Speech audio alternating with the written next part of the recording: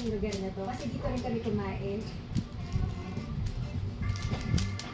Yes, kain tayo, so meron tayong magandang lugar, masarap na pagkain, mababait na tao.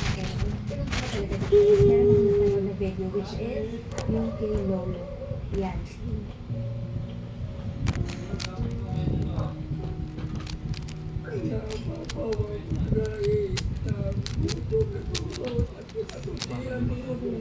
Mama, sinend niya sa akin to last week, napanood ko, grabe, yung puso ko, parang nasa airport pa ako nun eh. Sinasabi niya sa akin, tulungan. Siguro kasi parang ako talaga kami ni Mama. Saka gusto niya tumutulong talaga ako sa mga tao. Sobrang awa ko kay Lolo. Kasi bakit ka mag-a-arresto ng tao? Wala namang ginagawa, hindi naman nagnanakaw. Yung ibang corrupt, nanakaw, hanggang ngayon malaya. Enjoy nila yung mga ninakaw nilang pera. Pero yung may hirap, tinutulog. How unfair is that? Hindi ko yung story niya. Binulong siya dahil nagpapatugtog sa kanyang harmonica. Hindi lang isang beses. Tatlong beses na pala siya pinakulong. So, sobrang nalungkot talaga ako. Grabe, yung sitwasyon pala. Ang dami gumagawa nito sa abroad, ah. Ginagawa pa.